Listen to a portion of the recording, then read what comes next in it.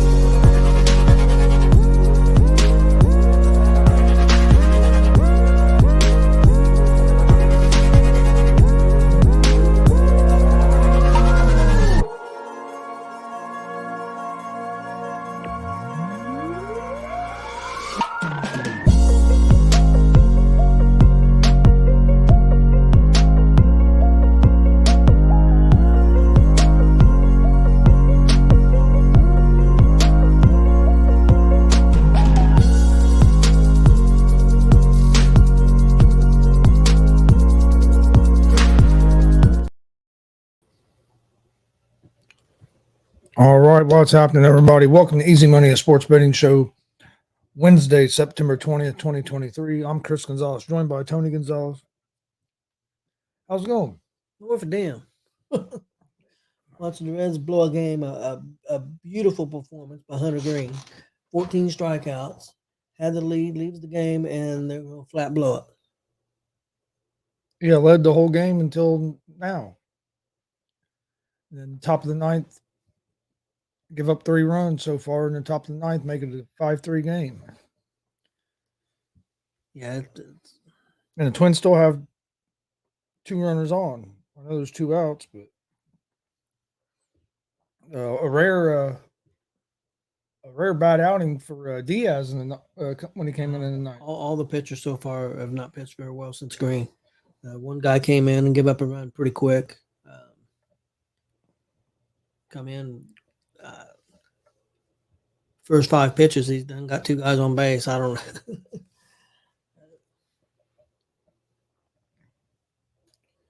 Yeah. Especially this is a game. I mean, it's a big game. I mean, to win the series and to really stay up there in the hunt. And this stage of the season, you get good starts from your starters like that. You can't blow it. I think after this game here, we're down to 8 or 9 games, I think. Yeah. I think we got Cleveland, Pittsburgh. Is it Cleveland? No, wait a minute. I want to say Cleveland, Pittsburgh, and St. Louis. But if they can get out of it here, we've seen the Reds come back a lot in the ninth. So, and they still have a chance, but this game shouldn't come down to this, the way your starting pitcher pitched.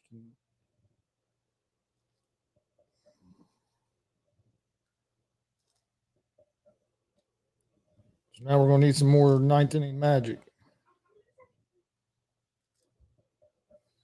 Yeah.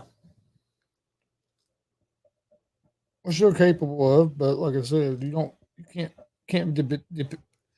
keep depending on coming back all the time, especially in games where you don't have to. I can understand if your starter gets off to a bad start, but when you have a dominant outing like Green did, like you mentioned, you shouldn't be in this position.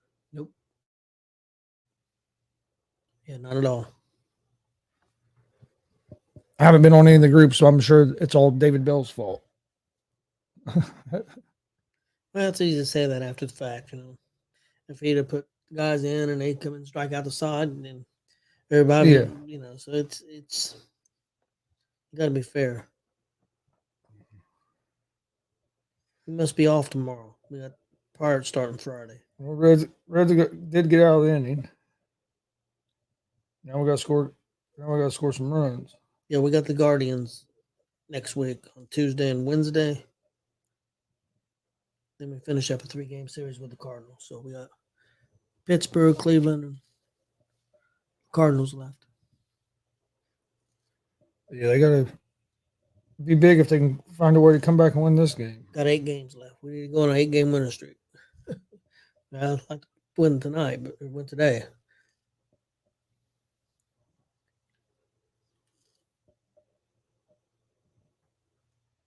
All right. Had quite a few day games today in Major League Baseball. Yeah, there was. Hopefully, Reds can make a comeback here in the bottom of the ninth, down by a couple runs. Like I said, a game that they've controlled. Yep. Let's see. Other games around the league, the Phillies are up 6-4, bottom of the 10th, over the Atlanta Braves.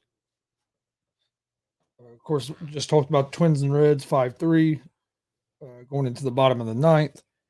Nationals are up 12-1 on the White Sox. That game is getting ready to start the bottom of the 7th. The Rangers are up 8-4 over the Red Sox in the top of the 4th. Royals are up 3-2 over the Guardians in the top of the 4th. And Baltimore is up 1-0 over Houston in the bottom of the 4th. My first pick for my first game for baseball is going to be the San Francisco Giants at the Arizona Diamondbacks. The Giants are 1.5 run favorites. They're minus 116 on the money line. The Diamondbacks are minus 102 on the money line. Over under for this game is at 7.5 runs. Giants are 76 and 75 on the season, 53 and 43, or 33 and 43 on the road. The Giants are the Giants will have Webb on the mound, who's 10 and 12 with a 3.31 ERA. Diamondbacks are 80 and 72 on the season, 42 and 35 at home. They will have Kelly on the mound, who's 11 and 7 with a 3.45 ERA.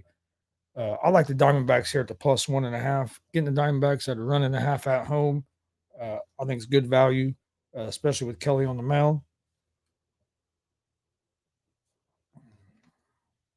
Next game is going to be the New York Mets at the Miami Marlins. The Mets are 1.5 run favorites. They're even money on the money line. Marlins are minus 118 on the money line. Over under for this game's at 7.5. So the Mets are favored on the run line.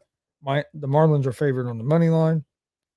Mets are 70 and 81 on the season, 31 and 45 on the road. They will have Senga on the mound, who's 11 and 7 with a 2.95 ERA. The Marlins are 79 and 73 on the season, 44 and 33 at home. On the mound for the Marlins is Perez. He's 5 and 5 with a 3.06 ERA. I like the Marlins here on the money line. Marlins have won 4 out of the last 5 games. Mets have been struggling. I like the Marlins here at home on the money line. Next game for me is going to be the Toronto Blue Jays at the New York Yankees. The Blue Jays are 1.5 run favorites, minus 124 on the money line. Yankees are plus 106 on the money line. Over-unders at 7.5 runs. The Blue Jays are 84 and 67 on the season, 43 and 33 on the road. They will have Gosman on the mound tonight, who is 11 and 9 with a 3.40 ERA. Yankees are 76 and 75 on the season, 39 and 37 at home. On the mound for the Yankees will be King, who's 4 and 6 with a 2.77 ERA. I like the Blue Jays here on the money line at the minus 124. Yankees did beat the Blue Jays yesterday. I look for the Blue Jays to bounce back today. Reds did get the first runner on base, leadoff runner on base. Now you got the top of the order coming up. This pitcher here in the ninth with the chance. So this Jax, the closer is give up the most blown saves this year, 7. Jonathan India up, who's 0-2 on the day. We're gonna have the heart of our order up with the chance. 46 comeback wins this year. Second most in baseball. Surprising ain't first. Who's first? I think it was it Baltimore or was it Arizona? I think it might have been Arizona that I think you're right. that we'd been battling with most of the season for comeback wins. I think you're right. Next game is going to be the Pirates at the Cubs. Cubs are 1.5 run favorites. They are minus 178 on the money line. Pirates are plus 150 on the money line. Over-unders at 7.5 runs. The Pirates are 70 and 81 on the season, 32 and 41 on the road. Keller will be on the mound tonight for the Pirates, who's 12 and 9 with a 4.04 ERA. The Cubs are 79 and 72 on the season, 42 and 34 at home. On the mound for the Cubs is Steele, who's 16 and 4 with a 2.73 ERA. I like the Cubs in this game with Steele on the mound against a struggling Pirates team. So I'm going Cubs on the money line. And in my last game of the night, Milwaukee Brewers at the St. Louis Cardinals. Brewers are 1.5 run favorites, minus 108 on the money line. The Cardinals are minus 108 on the money line. So this game is basically a pick 'em. Over under for this game is at 8.5 runs. On the mound for the Brewers are 85 and 66 on the season, 40 and 36 on the road. On the mound for the Brewers is Hauser, who is 6 and 4 with a 4.53 ERA. The Cardinals are 67 and 84 on the season, 33 and 43 at home. The Cardinals will have Thompson on the mound, who's 5 and 6 with a 4.34 ERA. I like the Brewers here on the money line. They've been the better team throughout the season, and with Hauser on the mound, I like the Brewers against the Cardinals. So my MLB picks for tonight: Diamondbacks plus 1.5, Marlins money line, Blue Jays money line, Cubs money line, and the Milwaukee Brewers on the money line. Jonathan India got out. You got 3-0 count on Friedel here. We need a base hit. I mean, a walk would be all right as well, but it'd be nice to get a base hit. Yeah, I agree. India, I think, struck out 3 pitchers, I think. Well, my Major League Baseball parlay for tonight, I have San Francisco at Arizona. I'll take Arizona money line. I've got Colorado at San Diego. I'll take the Padres money line. Toronto money line at the Yankees. I got Pittsburgh at Chicago. I'll take Chicago money line. And my last pick, I got Detroit at the Dodgers. I'll take Dodgers money line.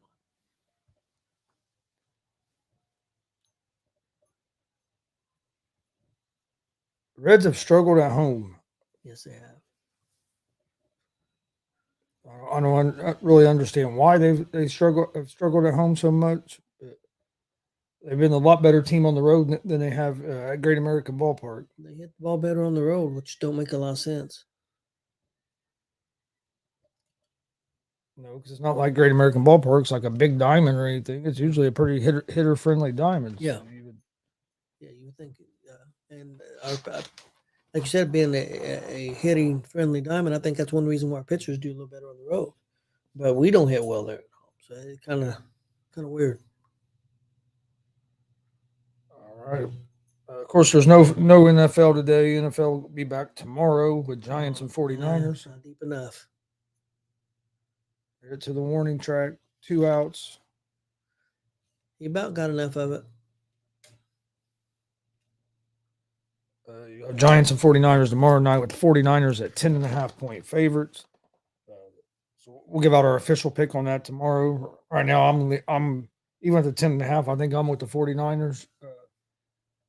I think right now, I think they're the best team in the NFL, in my opinion. Is that San Francisco? Yeah. And the Giants, they've played a game and a half of that's ball game. Reds blow a game, but Giants played a game and a half of terrible football and then played one half of good football. Yeah. Where the 49ers have been pretty consistent first 2 games. Let's see, I don't think there's any college football today either. No, you got Georgia State and Coastal Carolina tomorrow night. Coastal Carolina is a 6.5 point favorite in that game. Quite a few. Looks like there's 3 or 4 games on Friday, 4 or 5 games on Friday for college football. You got Wisconsin and Purdue play Friday night. NC State and Virginia. Boise State and San Diego State. Air Force and San Jose State. So, It's unusual for Purdue to play on a Friday night. Yeah.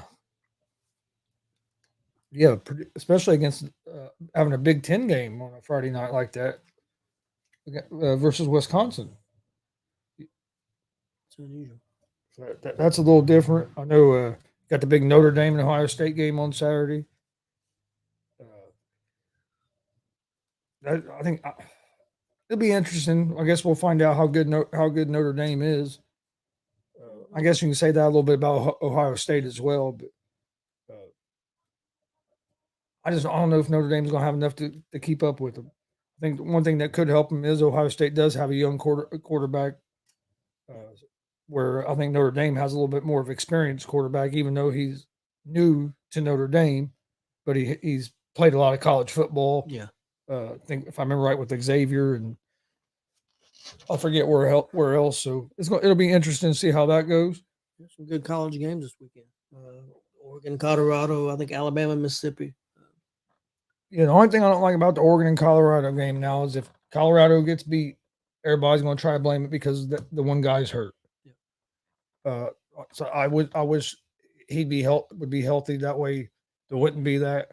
And I'm not saying Colorado's going to lose. I think they might lose this game. I mean, you were a 20-point. I know they found a way to win that game, and that's what you play for, is to win. But you're a 20-point favorite in that game. That game wasn't even supposed to be close, and that game was close. He was lucky to win. Yeah, you're down by 11 at one point in the fourth quarter, and came back and won that game. I think they're a little overrated. I just don't know if I don't think their defense is going to be good enough against teams like Oregon, USC, some of them teams. And I think they're a little undersized on the offensive and defensive lines when you get up against some of the bigger programs in college football. And not taking nothing away from Colorado. What they've been able to do this year has been great. Deion Sanders has done a great job there with that team, getting his guys in there and rebuilding it. I mean, I don't think anybody would have thought they were going to be 3-0 at this point in the season. So I mean, they're doing great.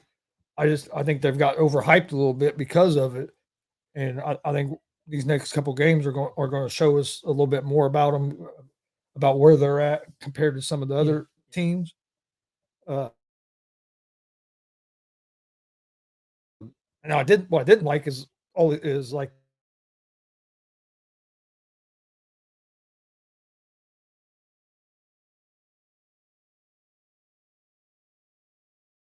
college football, in the NFL, and you got people giving death threats, people wanting the kid expelled from college over this and stuff. Yeah. Where if it had happened in any other game besides that one, it would the next day nobody had been talking about it. Yeah. But because it was the Colorado game, who everybody's on right now, because of the hype around them, and it was probably if not their best player, probably their second best player. It's getting more attention than it would have got in any other game, and I just don't like that, because did the guy make a mistake? Yeah, it was a late hit, but like I said, how many times have we heard players and coaches talk about, hey, their best player, we want to make sure we hit him as much as we can, trying to make him uncomfortable, and I think that's what he was trying to do. Yeah, it was a late hit. I'm not saying it wasn't, but it also ain't deserving to be killed or to be expelled from college, or not be allowed to play football anymore. Or he should have to miss as many games as that guy on the radio's a goof. But anyway, your opinion. Do you think he was purposely trying to take that guy out there? No. I don't think he was trying to take him out of the game. Was he trying to put a hard hit on him? Yeah. Yes, but I don't think the intent was to hurt the guy. None of us know for sure, because we can't be inside the guy's head. I don't think the intent was to, hey, I want to take this guy out and hurt him bad. I think the intent was, hey, I want to put a hit on this guy, make it in the back of his head, hey, these guys are ready to play, and they're going to be here all day. I don't think it was the intent of another thing, trying to take the guy out. And I understand it was a late hit and he got penalty and whatever, but he got a lacerated kidney. It could have happened on a regular play. I mean, things happen. It's a physical, tough sport, and stuff happens. And I'm not taking up for that guy. Well, and not just that. I mean, I don't. He wasn't trying to lacerate his kidney. No. He's trying to put a big hit on him. Yeah, and if you take that forward to the NFL on Monday night when Nick Chubb got hurt, there was people. They were the first thing that came out of some people's mouth was that was a dirty play by Minka Fitzpatrick. It's like he hit a running back on the legs. If he hits him on the head, you're going to give him a 15. If he hits him up high, you're going to give him a 15-yard penalty, and it's a big deal. He's considered a dirty player because he hit the guy in the head. So the NFL has purposely made the strike zone lower to try to protect against concussions. The guy goes low in a nasty injury. I mean, don't get me wrong, it was a terrible injury, but you can't just automatically label somebody a dirty player because they make a tackle and somebody gets hurt. To me, there was nothing dirty about what Fitzpatrick did, and I'm sure Chubb would probably even say he didn't. I would say Chubb don't think it was dirty. Is Chubb upset? Yeah, he's going to be upset. I mean, his career might be over, not just the rest of the season. His career might be over because he had tore that knee up like that in like 2015-16 when he was with Georgia, and was able to come back from it. Who knows if you're going to be able to get it repaired good enough to be able to come back, and if you do come back, are you going to be close to the same guy? So, but I didn't think there was anything dirty about that. And I know a lot of players in the NFL will tell you, I'd rather get hit high than get hit on the legs because of blowing out knees and stuff like that. But it's like you change the rules to make it one way, and the guy does what he's supposed to do, and an injury happens out of it. And then first thing is players or people want to label these players as dirty players when Minka won't go.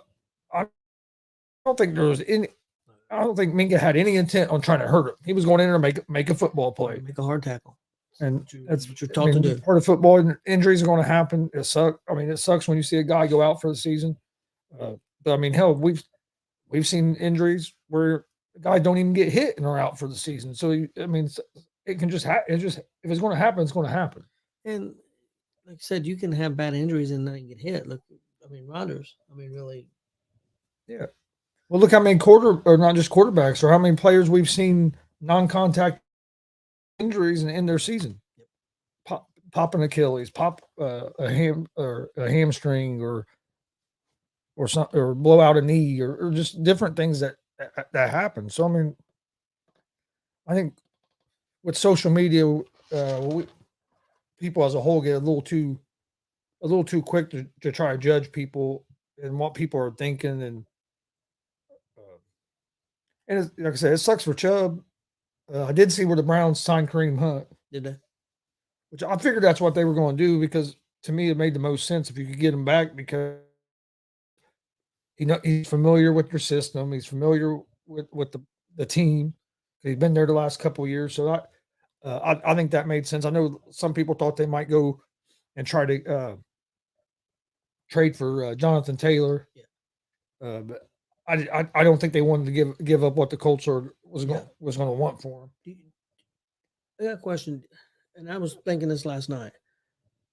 Why was Hunt still available? I mean, I know he's a veteran, and Cleveland bred him. He's a veteran, but 2 or 3 teams brought in and tried him out and didn't sign him. Has he got anything left? I mean, I think he does, but I think what it was, the money. I think he wanted more money than what some of these teams thought he was worth, and he decided to wait and see if he can maybe get a little bit better offer if an injury or something happened like that. I know there had been a thing going around maybe that he had something physical with his physical. I know when he went to the Colts, the Colts it never came out by the Colts, but I heard couple other people talk about it that. They thought that there might have been something with the physical, because they thought for sure that once he was in the building that he was going to be with the Colts. But then I also heard that it was money. He was wanting a little bit more money than what Colts and the Saints and a couple of them teams were offering. But it was a weird situation because his agent had came out a few weeks ago and said that they had offers from 3 or 4 teams that they were just mulling the offers and waiting on the right situation. It's like, well, how long are you going to wait? The season's getting going, and then you get a big injury like this, and now he's probably going to a place where he's comfortable because he's been there. But is he in football shape? He passed his physical, so yeah, but he didn't go to a training camp. He didn't. I mean, it may be different for a running back. Running back's more athletic. I don't know. I think having that training camp and stuff is more important to a running back for me, just because you need to build that callus up of taking those hits, getting your body back used to taking that pounding, kind of build that callus up a little bit. So I think, but I mean, they had that rookie that came in and ran the ball good, so they're probably thinking, hey, we can maybe bring Hunt along a little bit for first couple weeks, and go from there. And if Ford does well, they may just go with Ford and Hunt be the backup. Yeah, who knows? No, it'll be interesting what happens there. Browns aren't, like I said last night on Gonzo and the Judge. If you haven't checked that out, go check that out on our YouTube, Facebook page at Gonzo Sports Room. It doesn't matter who they brought in at running back. If Deshaun Watson don't start playing better at quarterback, Browns aren't going anywhere anyway. Yeah, he don't look good, and offensive line didn't look real good either. So they got to protect him better. But yeah, he just looks off too. And because I mean they have a good defense. I mean I would put their defense up there as one of the better defenses in the league. But they're offensively they look, and I'm not sold on their coach, this Stefanski. He was brought in from Minnesota and with a lot of hype, and what's he done? Yeah, they got that one playoff game, and hell, they won that playoff game, and he didn't coach because he had COVID or whatever. And then since then, they haven't been able to do nothing. You put Baker Mayfield out there with a hurt shoulder and have him throw 50-something times in the game, and you move on from him because you guys are in love with Deshaun Watson, and we see what that's produced so far. So it's just, and I don't know how, and I don't know if getting to Watson was all that head coach, or if that was more of the GM and the owner, or it might have been a collaboration of all of them. But still, I mean, but Deshaun Watson looks nothing like the guy that he was in Houston. No, 25%. And I'm not 25% what he was right now. No, and I'm not blaming it all on coaching because he hasn't played well, just like Justin Fields. You can't blame that all on coaching. I know he made some comments today. I want to watch the press conference and see a little bit more of it. Because one report was that he kind of blamed it all on coaching, but the little bit I heard on that McAfee aired, it was more of, he said that he feels like he's thinking too much, and that he needs to just play more free. But I guess there was a part in there where he kind of blamed the coaches as well. So I know some people think he might be done in Chicago now, that he burnt that bridge. But Chicago has a lot of problems. They've looked like a complete dumpster fire the first couple games. And with all the moves they made in the offseason and all the hype that was around them, they've, to me, been one of the most disappointing teams. I guess you could put, I mean, I think actually Arizona's played better than what I thought they were going to play. So I'd put Arizona above Chicago right now. I'm trying to think what other team. I mean, Carolina's not great. Houston's not great, but even right now, I think I'd put Houston ahead of Chicago a little bit. Yeah. I agree with you. Like I said, Cincinnati, they're 0-2, but they were 0-2 last year at this time, and the quarterback's hurt. So I'm not saying I'm not worried. They could be in trouble. I mean, if they don't get things together and if he's not healthy. But Chargers 0-2, but I still think they're a pretty good team. I mean, I have worries about that coach. Man. Yeah, I'm not crazy about the coach, but I still think they have a pretty good team. That's why I'm not as worried about them or the Bengals as much as I am like the Bears. Yeah.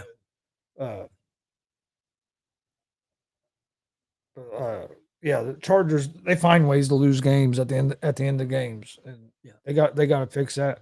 Minnesota Vikings are 0-2. Yeah, I still think that they have a pretty good team. What team do you think? And these people, I'll tell you what, it drives me real quick. It drives me nuts. Everybody wants to blame all the Minnesota Vikings problem on Kirk Cousins. What else does this guy have to do? I mean, he played a hell of a game the other night, and they lost. But it wasn't on him. I mean, you had your best.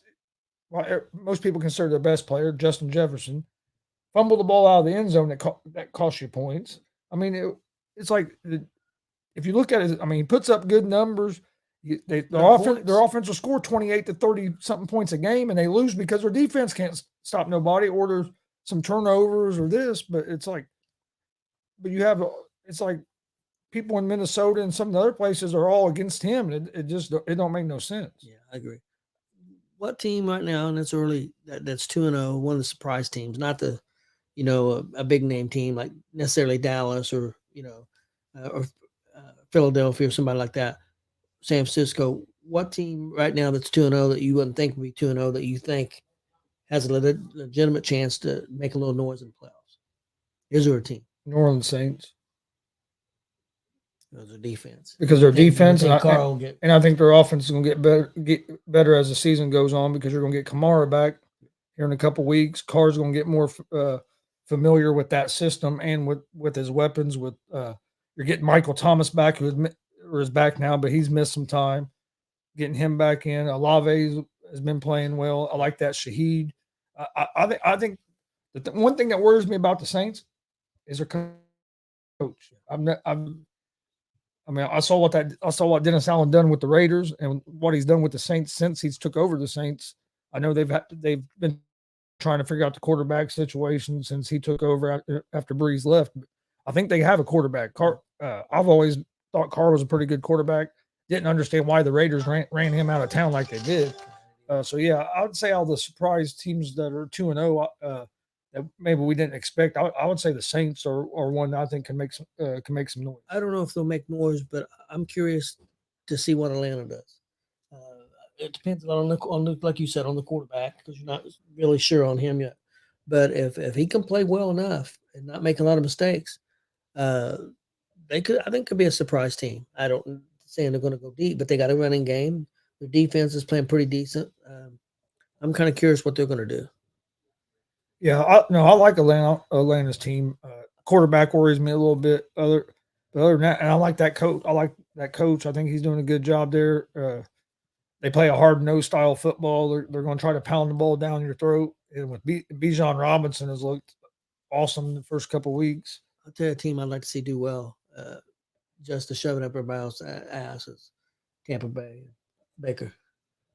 I'd like to see Baker have a good season this year. And a team I'd like to see do good, because I agree with you on that, because I do like Baker, but the Ravens, just because of all the shit people talk about Lamar Jackson. Yeah. He's not a quarterback, he's a running back, but he plays the same damn way that Jalen Hurts plays, and everybody wanted to praise Jalen Hurts last year. Up his ass. Praise Jalen Hurts last year and bury Lamar Jackson. And I'm not coming down on Jalen Hurts. No, because Jalen Hurts improved a lot. He's been playing well. I'm not coming down on Hurts. Great player. What I'm saying is Lamar. There's a lot of similarities between Hurts and Lamar, and everybody wanted to just basically write Lamar off like he was done, and Hurts was the new greatest thing going. So I would like to, especially with some of the throws Lamar made last week, because people say he can't throw the ball, so I'd like to see them have a good season and him be throwing the ball a little more with this new style offense and kind of get rid of that narrative. It wasn't even close on the weapons. The running backs that Philadelphia had and the receivers compared to what the Ravens had. But the other big thing is the offensive line that they had and the defensive line and when they knock people off the ball. That's something the Ravens. I know the Ravens usually have a decent defense, and if you look, but it's not been what it was. And if you look at the Eagles this year, Jalen Hurts hasn't got off to a great start throwing the ball. No, he has not. They've been able to run the ball, and they can control the line of scrimmage, and they're going to win a lot of games like that. Do I think Hurts will get back playing a little bit better, playing better than he has the first couple games? Yeah, I do. You got a new offensive coordinator, so things have changed a little bit. So I'm not panicking on Hurts. I think Hurts is going to be fine, But if you look, he hasn't looked great in the first 2 weeks throwing the ball. But I agree with you. I think it'll get better with as time, and I think their defense will get better too. They got a new defensive coordinator. I think they'll get better as the season goes. I would assume it's going to be. But you had people last year that would say that they would rather have Geno Smith than Lamar Jackson, and that's where I was like, come on, Geno Smith had one good season last year, and if you look toward the end of the season, it was going down. It was starting to go down. And he's had a rough start so far.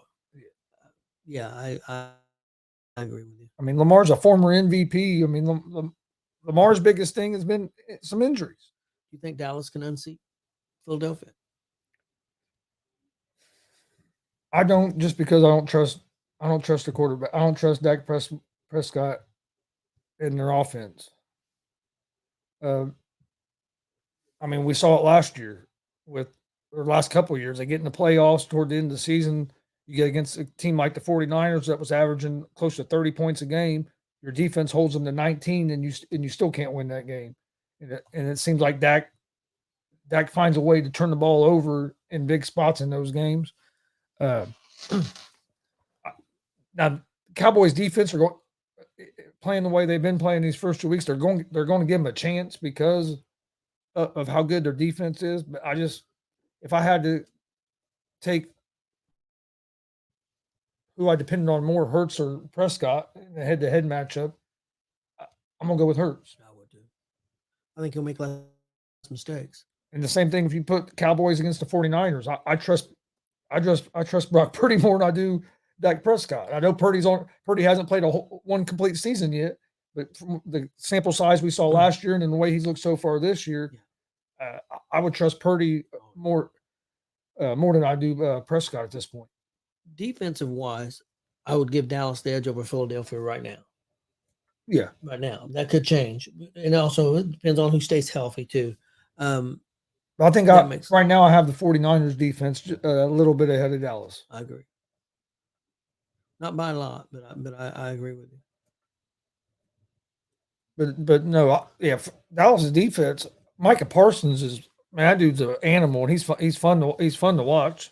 And if you haven't seen his interview that he done yesterday with Pat McAfee, you need to watch it. You need to watch that. That was a good, real good interview when he was on McAfee yesterday. But he's an animal. That defense, they got a lot of depth on the defensive line.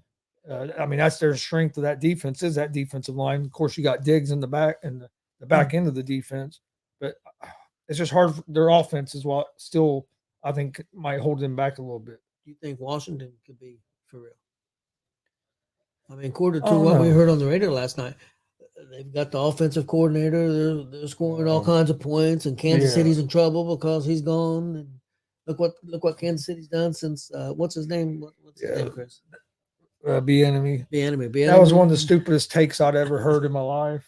Well, it was done, but I've heard worse.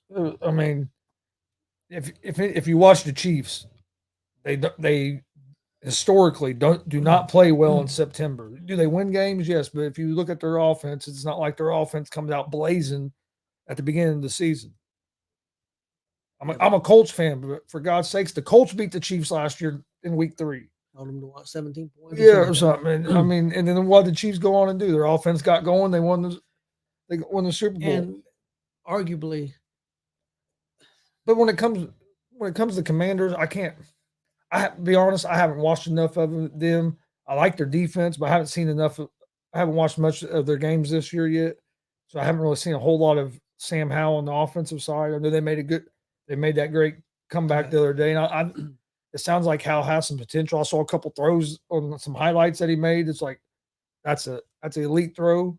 How consistent can you make those kind of throws though? So I need to watch a little bit more of their offense before I have a good take on whether I think how good they're going to be.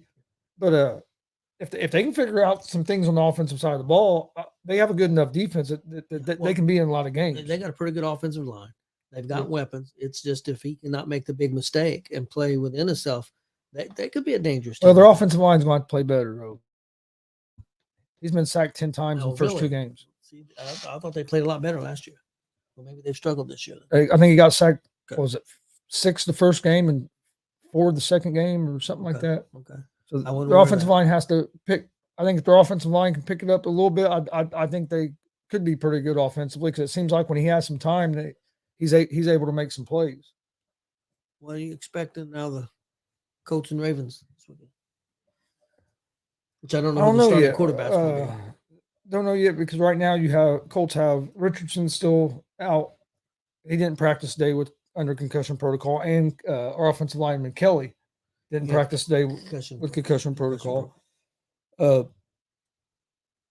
think Colts can compete with Baltimore because of their defense, for one.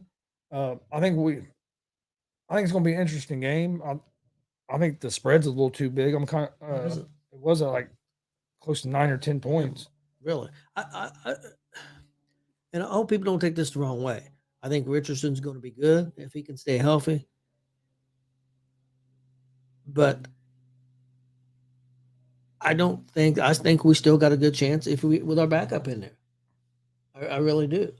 It changes the dynamic how we play a little bit. Okay, it's 7.5 now. But I mean, what I think our chances might be just a little bit better with Richardson, yeah. But I don't think it's a big drop off. What do you think? Well, I don't think it's a real big drop off at this point, but I think the Richardson being in there and the threat of the other things he brings puts the defense in a tough situation. So I think, and for me, I know a lot of people think that Colts should just not play him this week no matter what. You wait and see if he's cleared or not. Yeah. See how he feels. If he feels good and doctors say he's cleared and you're comfortable with it, you play him. I mean, you can't.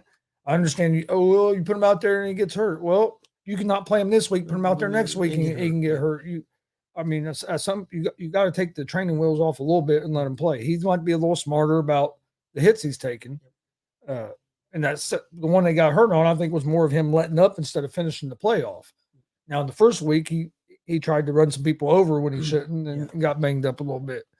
No, I like the way the Colts have played so far, and I think it's going to be a good game against the Ravens. I don't have the Ravens just blowing the Colts out. See, what I was saying, like for example, if people think, okay, the Colts 50-50 chance with Richardson going in there against them, say 50-50. If people think that, I don't know what people think, but I think with the backup quarterback, I don't think we're dropping down to 10% or like a lot of teams. I think still a 40 or 45% chance. I don't think the drop off is as big. Yeah, because we have one of the better backups in the league when it comes to backup quarterbacks. I know we've had somebody here before or in the comments on here before try to say that Minshew was an elite quarterback. He's not an elite quarterback, but he is one of the top. We ain't heard from him. No, but he is one of the top backup quarterbacks there is. If you look at him as a starter, he's had some success. Yeah, but not consistently. I mean, even on a team like the Eagles last year, the games he started, they lost. I'm not saying that was all his fault because he didn't play terrible, but you know what I mean. But as a backup, I think he's a real good backup. He can come in, he can be competitive. He can help you win. He can help you win some games. Well, the style that Philadelphia played last year with the running, they had a strong defense, but also kept the defense off the field. Yeah. With Minshew's style of play, without the running, they gave up a lot of points. Their defense did in those games. I mean, it wasn't like Philadelphia played terrible. There's games he scored 25, 27, 28 points, and he still lost. Yeah. So it's just the style different. Yep. But it's going to be interesting. I'm ready to see what the Colts look like on Sunday. My picks for today. Yesterday, I didn't even talk about it. Yesterday, I was 4-1. I was 3-1. I was 4-1 on a game. I lost was the Reds. I lost Milwaukee. That put me at 5-18. No, not Milwaukee. I lost Houston. Yeah, I had Baltimore in that one. I lost Houston. That puts me at 5-18, 3.99 on the year. My picks for today: Diamondbacks plus 1.5, Marlins money line, Blue Jays money line, Cubs money line, and the Brewers on the money line. Like I mentioned earlier, check out Gonzo and the Judge from last night. You can find out on YouTube, Facebook, Twitch, Twitter, all at Gonzo Sports Room. Also, don't forget we'll be live at a couple wrestling shows this weekend. One on Saturday, I believe 6:30, and then at 5 o'clock on Sunday. So come join us for those. But we appreciate everybody watching. This has been Easy Money, a sports betting show. We'll be back tomorrow right around 3 o'clock with another episode. Hope everybody has a great Wednesday, and we'll see you tomorrow.